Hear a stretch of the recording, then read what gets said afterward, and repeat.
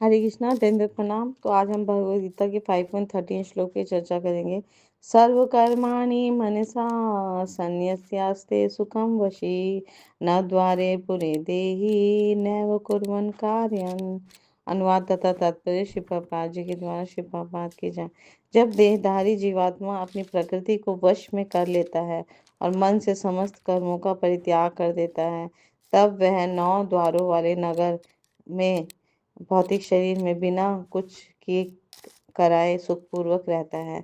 यहाँ पर भगवान समझा रहे हैं कि अगर हम अपनी प्रकृति को वश में कर लें और मन से सारे कर्मों का त्याग करके भगवान की सेवा में लग जाएं, तो हम ये इस भौतिक शरीर में रहते हुए भी सुखपूर्वक रहेंगे। यानी हमारे इस भौतिक जगत में ही हमें आध्यात्मिकता का अनुभव होने लगेगा जब हम भगवान श्री कृष्ण की भक्ति करेंगे।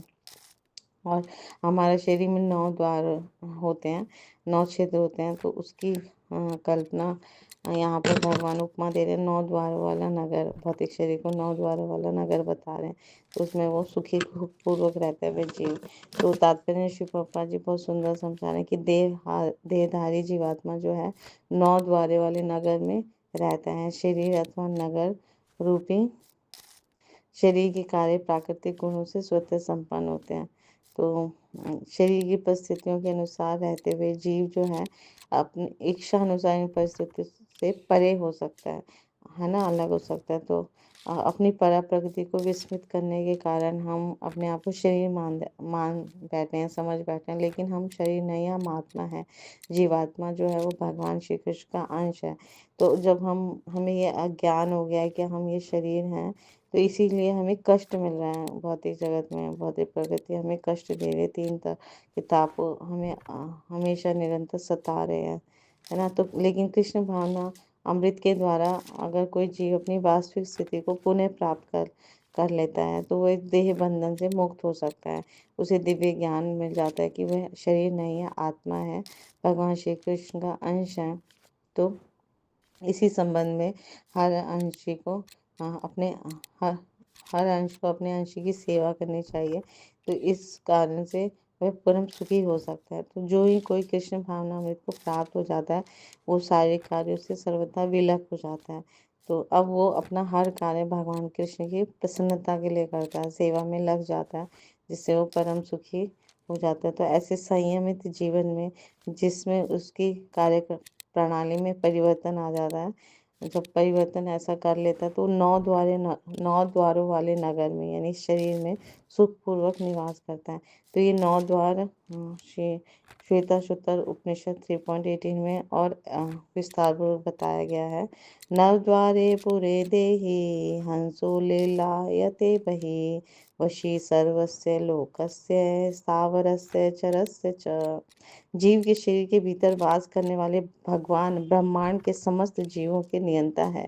यह शरीर 9 द्वारों, 2 आंखें, 2 नथुने, 2 कान, 1 मुंह, गुदा तथा उपस्थ से युक्त है।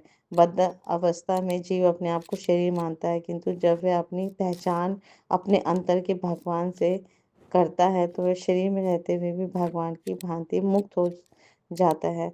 अतः कृष्ण भावना भावित व्यक्ति शरीर के बाह्य और आंतरिक दोनों कर्मों से मुक्त रहता है। तो भगवान की सेवा में वो लग जाता है, तो अनासक्त हो जाता है इस शरीर से। तो तब वो समझ जाता है कि मैं करता नहीं हूँ, भगवान श्री कृष्ण करता है। तो वो कर्म फल रूपी दुखों से मुक्त होकर सुखपूर्वक इस नगर में रहता है ना। तो जैसे एक नगर के सारे द्वारों पर कठोर सुरक्षा हो, तो नागरिक शांतिपूर्वक नगर में निवास कर सकते हैं। तो उसी प्रकार शरीर के जब सारे द्वार जब कृष्ण ज्ञान से सुरक्षित रहते हैं, है ना, तो आत्मा ऐसे शरीर के अंदर शांति से रह सकती है। तो इसलिए जब हम भगवान श्री कृष्ण की सेवा में अपने तन मन धन सबको लगा देते हैं, तो हम अपने इस शरीर में रहते हुए भी सुख का अनुभव करते हैं, आध्यात्मिक आनंद का अनुभव करते हैं। तो हमें सबसे पहले हमें अपनी जीवा को भगवान की सेवा में लगाना है। हरे कृष्णा कृष्णा कृष्णा हरे हरे, हरे रामा राम राम हरे हरे। तो इस शरीर से अपने मन इंद्रिय बुद्धि से जब हम भगवान की सेवा में संलग्न होते हैं, तो हम इस शरीर में रहते हुए भी सुख का अनुभव करते हैं, दिव्य अनुभूति अनुभव करते हैं और मनुष्य जीवन का परम लक्ष्य प्राप्त कर पाते हैं, है ना। भगवान श्री कृष्ण का प्रेम प्राप्त कर पाते हैं। जो हमारे हृदय में सुप्त अवस्था में है तो जागृत हो जाते हैं। तो जागृत करने का उपाय जो है वो सिर्फ हरे कृष्णा महामंत्र है।